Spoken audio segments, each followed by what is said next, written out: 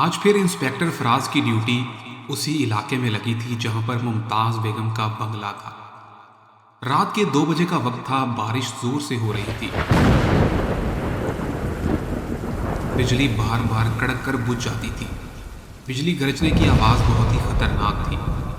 آج پھر پرانی کوٹھی کی دیواروں پر پڑی بارش کے قطرے ایسے لگتے تھے جیسے کوئی چیز چمک رہی ہو۔ اس کوٹھی کا نام تھا راج ولاز۔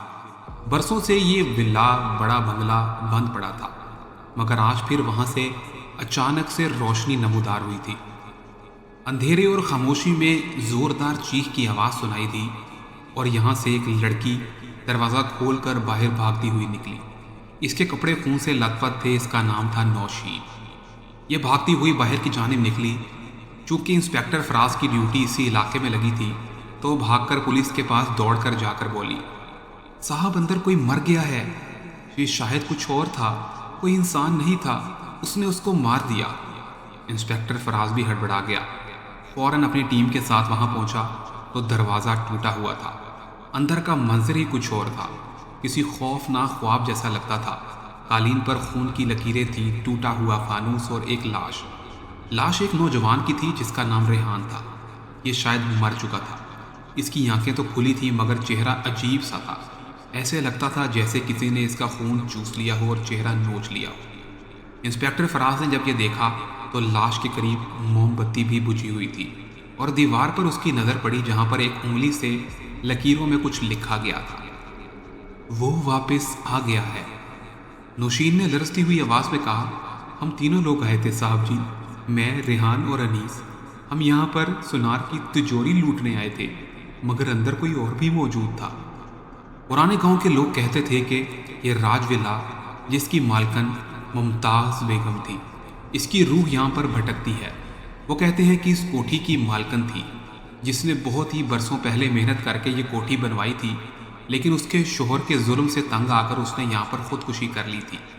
کہا جاتا ہے کہ اس رات بھی آج آسمان پر دوبارہ ویسی ہی بارش ہوئی تھی جیسی برسوں پہلے ہوئی تھی جب ممتاز بیگم نے خودکشی کی تھی، اور تب سے کہا جاتا ہے کہ بہت سارے لوگ اس کوٹھی میں آ کر اس کا سونا لوٹنے کی کوشش کرتے رہے، لیکن جو بھی یہاں جاتا وہ زندہ واپس لوٹ کر نہیں آتا۔ انسپیکٹر نے جیسی یہ بات سنی اس کو لگا شاید یہ کوئی افسانہ ہے یا کہانی ہے، مگر نوشین کے جسم پر جب اس نے ہاتھوں کے نشان دیکھے تو یہ بھی ایک دفعہ خوفزدہ ہو گیا۔ اس کی بھی سٹی گم ہو گئی، جیسے کسی نے جلتے ہوئے کوئلوں کی طرح ہاتھ سے اس کا بازو پکڑ لیا ہو۔ انسپیکٹر فراز انیس کو ڈھونڈنے کے لیے کوٹھی کا باقی حصہ کھنگالنے لگ گیا۔ ایک کمرہ اندر سے ابھی بھی بند تھا۔ اس نے بہت ہی کوشش کی اور دروازہ توڑ دیا۔ اچانک سے دروازہ کھلا تو یوں محسوس ہوا جیسے اندر سے ٹھنڈی ہوا بہہ رہی ہے۔ کمرے میں ہلکا ہلکا دھواں اٹھ رہا تھا اور بیچ میں انیس بے ہوش پڑا تھا۔ جیسے ہی فراز نے اس کو ہلایا، انیس ہڑبڑا کر بیٹھ گیا۔ صاحب جی، وہ یہیں پر تھی، اس کا چہرہ جلتا ہوا، اس کی آنکھیں بہت خوفناک تھیں، وہ کوئلے کی طرح ہے، وہ مجھے مار ڈالے گی، مجھے بچا لو۔ نوشین بھی یہ سارا منظر دیکھ کر رونے لگی۔ وہ آئے تو یہاں پر چوری کرنے تھے لیکن ان کے ساتھ کچھ اور ہی معاملہ ہو رہا تھا۔ نوشین روتے روتے کہنے لگی، وہ ہمارے پیچھے آ گئی تھی، اس نے کہا تھا یہ گھر ہمارا ہے، میرا خون تمہارے ہاتھوں پر لگ گیا ہے اور تم مارے جاؤ گے۔ انسپیکٹر فراز نے ٹارچ لی اور اس کو دیوار پر ڈال کر دیکھا تو وہاں پر ایک پرانی تصویر لگی تھی۔ یہ ممتاز بیگم کی تصویر تھی جو کبھی اس کوٹھی اور بنگلے کی مالکن تھی، اور اس کا چہرہ وہ دیکھنے میں ہی خوفناک لگ رہا تھا۔ اچانک سے کیا ہوا، فانوس اس کمرے میں لگا ہوا خود بخود ایسے لگا جیسے اس میں آگ لگ گئی ہو۔ یہ جلنے لگا۔ ٹوٹی ہوئی کھڑکی سے ایسے محسوس ہوا جیسے بہت ساری روشنی اندر آ رہی ہو، اور پھر اچانک سے ایک سایہ بھی آ گیا۔ سفید لباس میں تھا، بکھرے ہوئے بال تھے، اس کا آدھا چہرہ جلا ہوا تھا۔ یہ تھی وہی ممتاز بیگم۔ پھر اس کے بعد ممتاز بیگم نے اپنی بھاری آواز میں کہا، میری چیزیں چوری کرنے آئے ہو؟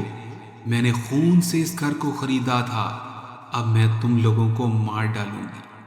یہ سنتے ہی فراز بھی جیسے بہت گھبرا گیا۔ وہ تھا تو انسپیکٹر لیکن پھر بھی بہت گھبرا گیا تھا۔ انیس اٹھ کر دروازے کی طرف بھاگنے لگا۔ جیسے ہی اس نے دروازہ چھوا وہاں پر آگ کا ایک بگولا آیا جس نے اس کو لپیٹ لیا، اور اس کے بعد یہ زمین پر گر پڑا اور جلنے لگا۔ نوشین بس زندہ بچ چکی تھی لیکن اس کا دماغ مفلوج ہو گیا تھا۔ وہ صرف بار بار ایک ہی بات کہی جا رہی تھی، وہ ابھی بھی وہاں ہے، आईने में रहती है, ये रात को हंसेगी और मुझे भी मार डालेगी। कहा जाता है उसके बाद फिर इंस्पेक्टर फराज ने हमेशा के लिए इस हवेली को बंद करवा दिया। अब यहाँ पर कोई भी नहीं जाता। लेकिन कहते हैं कि जैसे ही बारिश की रात होती है, यहाँ से गुजरते हैं तो इसके पिछले कमरे में रोशनियाँ जल जाती हैं। ऐसे लगता है जैसे मुमताज़ बेगम जाग गई हो। क्या आप लोग भी मुमताज़ बेगम से मिलना चाहोगे और इस कोठी की सैर करना चाहोगे तो जल्दी सब्सक्राइब कर दो, क्योंकि गाड़ी तुम लोगों को लेने आ रही है।